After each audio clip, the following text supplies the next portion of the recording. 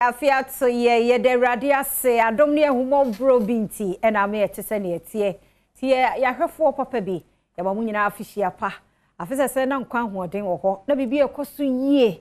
na ese adwuma ne ye ne yie kama pa mo bi ahoto no ne sponsors nyina so guso amafoforo so abeka ho ebi se nhira ne adom no be kese e wo adwuma mu ene adwuma efuo nyina so the sponsors omo eba so nyina eda mwase papa pa ya ba bedi enkomo busumi mu ase yi yade bia ne keka bia free ni padua no mu se beya ya ne Yesu ni wo ne sɔre ne nyina so beba mfaso ama obia na give us a phone so de ai me omo yi ba ku ya every system na mu ane ha me ai give us a clinic keke it smells good and so but enye no ho nkomo me wona na room ye wo ha na da room ma ye ne nkomo if you say give us a GC capsules ne mixture no ebu adwuma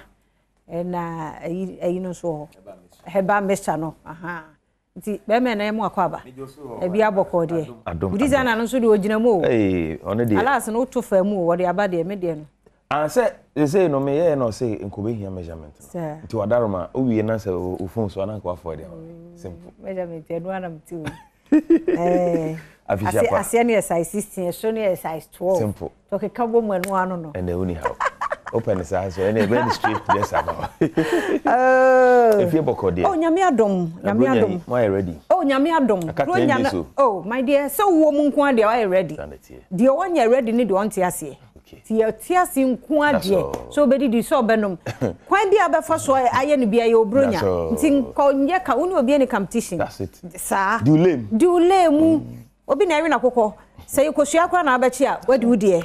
empre ento pressure ma ho kra we de wa mama kai awade taman e kwa awade say ebi di kosua ba kopɛ ne obi so the number 10 nti obi ane ne die no abrabo ensa no kra nya pe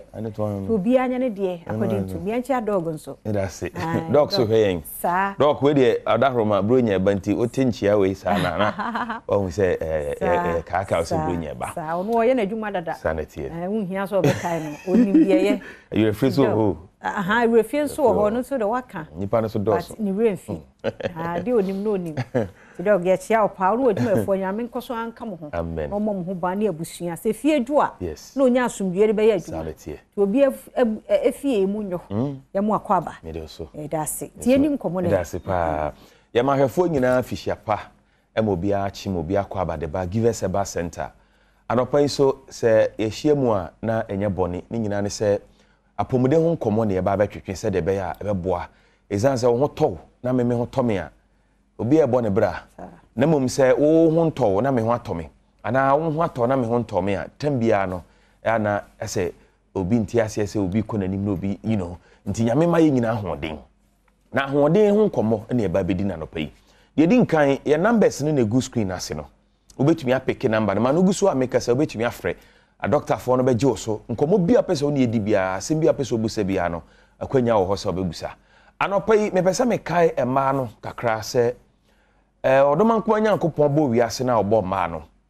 waye ne se bosumi bia sebi oba bebu ne nsa na oyo oba na wo hwɛ me na anopai na wo nsa bu mu hawa nkomo ame na oba bedi tieniye e beboa wo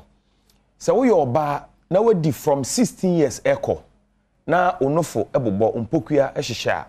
efiri sa atam no kobia no e wo se wutumi bu nsa nti se oyo oba na from 16 17 years echo na se bi onofo ahyehyɛ na wumbu nsa no enye normal sa nso na oyo oba undi from 40 years echo because normally no eya na menopause e bi modie na hya from 40 e bi sunya no 45 e bi nso sunya no 50 but oba ansa na wonsabuo be stop kra wumbu nsabiom no na wanya 51 echo enti se unya 50 na wumbu nsa kra menu aba enye normal afi oba bia nso a wubu nsa en laste oba de nka wubu nsa e wo say laste either 4 days and 7 days nti se unya wo de less than 4 days e abnormal unya wo de more than 7 days so e abnormal oba bia nsabuo no ebi munya no 4 days ebi munya no 7 nti e wo say assuming in between sa two numbers no e less than 4 and I say e more than 7 a enye normal ebiem e ma bi bu on sa every 21 days bia ebi munya no every 28 days bia ebi nso so akwa ye every 35 days bia nti oba bi a obu nsa less than 21 days and more than 35 days no onso so wo de no e abnormal nti se utie me ana wo hwe me anopa yi na nkomo a me ni odi wo hwe o system no mu na hu se onsa buo bia no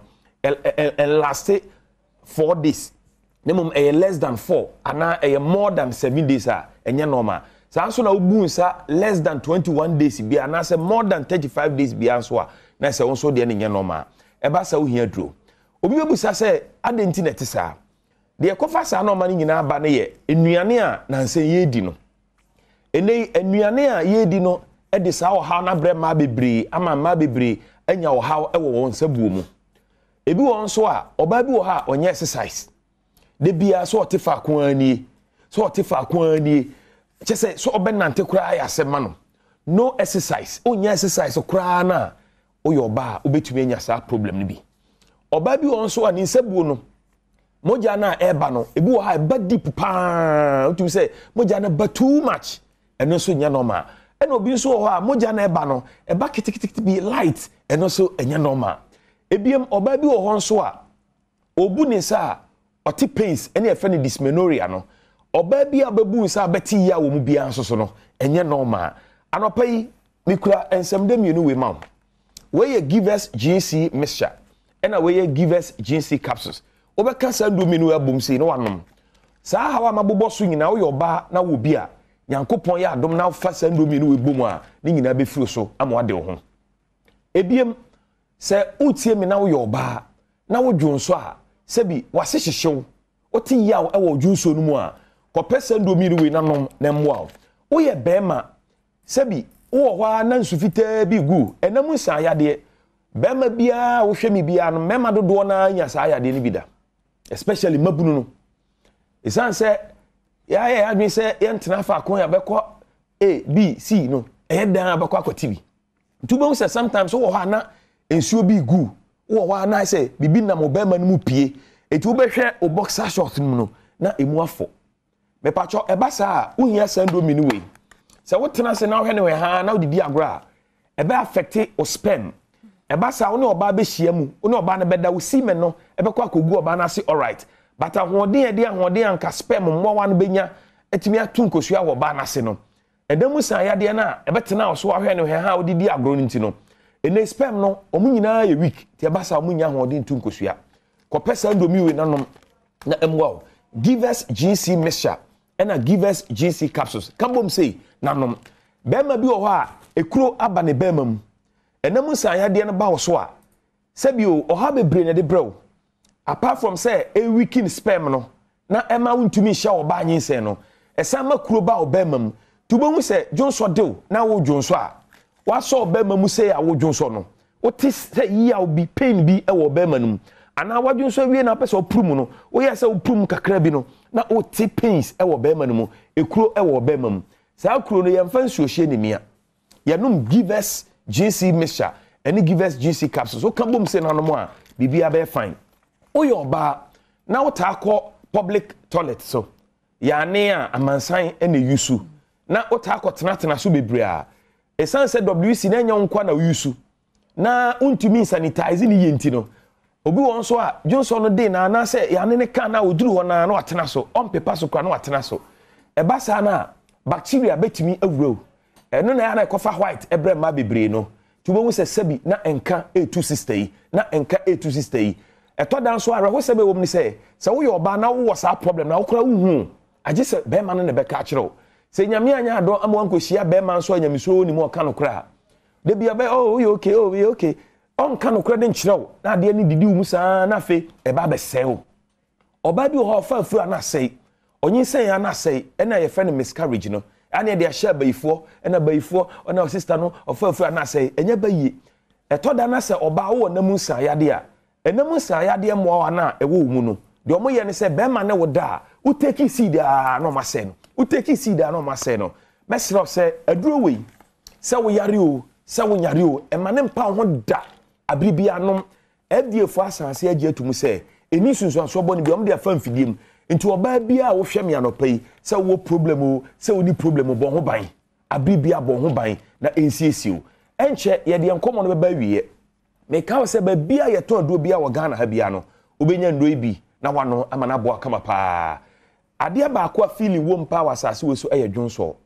de bia me ka se unhia wo baada onfa wo baada ba bia obenya wo feeling na free ho dwonso na de pa na wanya ba bia gina na agya o sani mu no eto da kro bitimi dwonso na wo fam kro akata ni utu se wo feeling sa ade na tata na but obi won so a odwonso a inse so obenya sa feeling no na ne de no makoye pain ni nyina kire se wo hawo kope Givers GC mixture any Givers GC capsules kambom nanom nemwaw your number is 0543 222 470 0543 222 470 we dey sema ba kope emfa wi we ni Givers eba mesha no me pacho say ya tebo no so first ni eton 25 cedis say about between 16 and 18 Ghana cedis it is wokọ na more than 18 cedis amento ye na ye catch say wokọ na obi to ama more than 18 cedis a ento because ye dey more to fo boa ama efo ama ni kwa so obi to no more than 18 eno ye malaria duro typhoid jaundice fever honam ya untumi ni di bombody anonom bi na embo a immune system na emre aduane bia besi wani ma untumi di odu nsa wo mu kakra so wa me udidi pa so na so te etimi srew kope ye ndo bi na emwa babia o Ghana ha no babia Givers nro no de obenya bi tinana yedase papa pa Givers Herbal Center for ene no mudi enkom bono yedana na Romeo ase mekwaba enkom foforo bi so wachi ye ba ye beto aso